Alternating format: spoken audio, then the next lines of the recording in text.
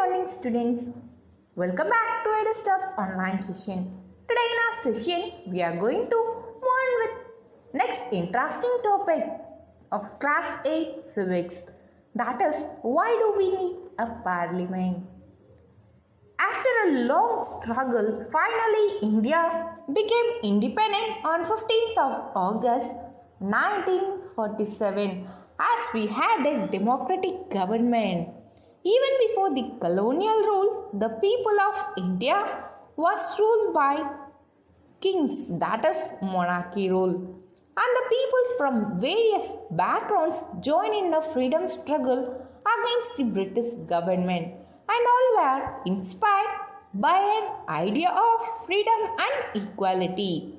Because the colonial officers didn't consider about the welfare of Indians and they passed number of laws, but it's not favored to our Indian people. All their rules and laws was made to benefit only the British government and East India Company. British laws are unfair, but there is no way. So they lived under the East India Company for a very long time. Because there was a fear in all the Indians' mind, if they raise a voice against the British government, then they will be in danger. So people didn't raise against British. When the freedom movement began, this was changed because the nationalist leaders began to criticize the British government and makes demands from the British government. As you already learned in your previous chapters about the members of INC have demanded to take part in administrative department of British government. I hope all you remember that well. In 1885, the members of INC, that is Indian National, are elected members in the legislature so that they have a rights to discuss about budgets and they can ask a question. After that, the Government of India Act of 1909 was passed. This law got a limited seats for Indians in the governments of British India. In a previous chapter, we learned about the process of election and it is important to form a government. By election, the people can elect their representative to form a parliament. By the universal Francis adult suffrage. That is, the people or citizen of India who is above the age of 18 will get their rights to vote in those elections. A democracy is the idea of consent, that is the desire, approval and participation of people. The basic idea in democracy is that the individual or the citizen is the most important person and that in the principle the government as well as the other public institutions need to have the trust of these citizens. The parliament, which is made up of all representatives together, controls and guide the government. Let's see about the role of parliament. The Indian parliament is an expression of the faith that the people of India have in the people's principles of democracy. The parliament in our system has immense powers because it is the representative of the people and parliament is the supreme law-making body of our country and it is composed of two houses as Rajya Sabha and Lok Sabha. Rajya Sabha is said as upper house or council of states and Lok Sabha is also said as lower house or house of the people. Let's learn in detail about both the houses of parliament. Rajya Sabha have a maximum of 250 members, but present Rajya Sabha has 245 members. In this 245 members, 12 are nominated from various fields and others are elected. And members of Rajya Sabha, their period is only for 6 years of time.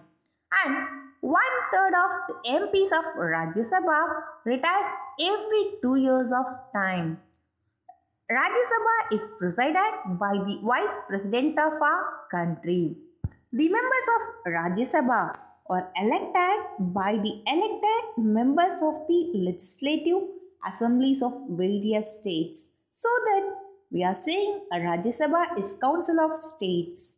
And Rajya Sabha functions primarily as the representative of the states of India in the parliament. Let's see about Lok Sabha. Lok Sabha has a strength of 545 members, and the Lok Sabha members are elected once every 5 years of time. While Rajya Sabha is presided by Vice President of our country, here Lok Sabha is presided by the Speaker. Our country is divided into the number of these constituencies. Each of these constituencies elect one person to the parliament. Once they elected, the candidates became the member of parliaments or MPs. These MPs together make up the parliament. Selecting a national government. To form a government, as we know, the majority is required. Rajya Sabha have the 543 plus 2 were nominated, and to form a national government, it needs at least half or above half of the members, that is 272 or above, to form a government. Once the party which have a maximum members will form a government. And the Prime Minister of India is the leader of the ruling party in the Lok Sabha. You will get a question in your mind, if they are not getting majority, how they will form a government? Yeah, let's see how it is possible. Then they will be moving on with coalition government. The coalition government is formed when one political party does not get majority. In such a condition, a group of different political parties come together to form a government. That is said as coalition government. To control, guide and inform the government. The parliament session begins with a question hour. Do you know what the question hour is? Yeah. The opposition party used to ask a question towards the ruling party. The question hour is an important mechanism through which an MP can elicit information about the working of their government. The opposition party plays a crucial role in the healthy functioning of the democracy.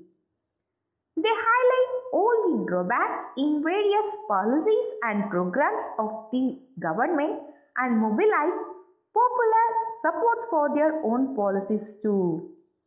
And the government gets a valuable feedback and is kept on its toes by the questions asked by the MPs. Do you know who is opposition party here? Yeah. The party with majority next to the ruling party is said as opposition party.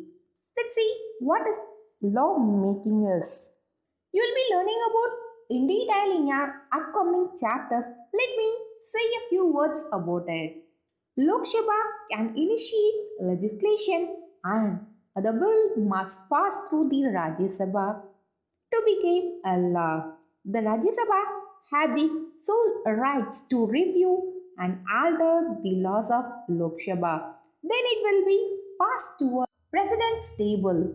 Once he was satisfied with that particular bill, then he will be approving it and that particular will be passed as a law in our country. If he is not satisfied, then he will review and make alter towards that particular bill. Let's see who are the people in our parliament. The parliament has more and more people from different backgrounds. Some from rural backgrounds or some from urban backgrounds. Some of those were literates and some of those were graduates or under school levels too. as we don't have any more educational qualifications for that particular politics. There has been an increase in political participation from the Dalits and backward castes and the minorities and majorities too. Some seats are reserved in the parliament for that particular group of people because it is easy for the group of people to say about the problems what they people are facing in their regions. So it has been reserved for that particular groups. It has recently been suggested that there should be reservation of seats for women too. Representation of women in Lok Sabha increased from 5% in 1952 to 11% in 2014 elections. This picture is about a man who's reading the instructions on how to use an electronic voting machines. Voting was done through the ballot papers, but in 2004 the EVM, that is electronic voting machine, came up for the first time and it saved around 1,50,000 trees that would be cut to make those ballot paper. That is nearly 8,000 tons of paper were used for printing those ballot papers. This picture shows that election staff are using an elephants to carry the polling materials and electronic voting machines to polling stations which is located in difficult terrains. This picture is the Parliament of India, that is a Sunset Bhavan. Is the supreme lawmaking institution, already we know it. This picture is about a Rajya Sabha and is chaired by the Vice President of India. And next is about the Lok Sabha with a total membership of 545 members and it is presided by the Speaker. And these pictures are about the Secretariat or the South Block and the North Block were built during the 1930s. The photo on the left is of the South Block which houses the Prime Minister's office, the Ministry of Defence and the Minister of External Affairs. And the North Block is the photo on the right. And this has the Minister of Finance and the Minister of Home Affairs. The other ministers of the Union government are located in various buildings in New Delhi. This is about a women members of parliament. Look at your book of page number 38 of your NCERT Social and Political Life. There is an example given for you about the questionnaire. One of the members of parliament asked the Minister of Women and Child Development about whether the National Commission for Protection of Child Rights has asked all the state governments to ban junk foods in schools and also for setting up of nutrition standards. If so, the details thereof. And the next is about whether the union government has ensured the compliance of the above standards by the states and if so, the details thereof. This is the question asked by that particular opposition minister in the questionnaire and the answer which is given by the Ministry of Women and Child Development. Let's see what the answer is given. No sir, a letter was just issued to the states by National Commission for Protection of Child Rights to consider providing guidelines to schools to create a school nutrition policy. This is just an example which has been given for you. As we have completed this chapter, let's have a glance of this chapter. Let's know about interesting facts about our parliament system. First Parliament session of India started in the year of 26 January 1950 and it is presided by Constituent Assembly of India. Do you all know who is the president of our country? Yeah, Ramnath Kovind since 25th July 2017 and the chairman of Rajya Sabha is Venkaiah Naidu. The deputy chairman of the Rajya Sabha is Harivansh Narayan Singh. Do you know who is the leader of House of Rajya Sabha? Yeah, Tawar Chand. Then the leader of the opposition party on Rajya Sabha is Ghulam Nabi Azad and he belongs to Indian National Congress. Do you know who is the Speaker of Lok Sabha? Yeah, Om Birla. The Sunset Bhavan, a parliament house which is located in New Delhi, and it was designed by Edwin Lutyens and Herbert Baker. And they were responsible for planning and construction of New Delhi by the British government. The construction of building took 6 years and the opening ceremony was performed on 18 January 1927 by the Viceroy and Governor General of India, Lord Irwin. As we have completed this chapter, why do we need a parliament?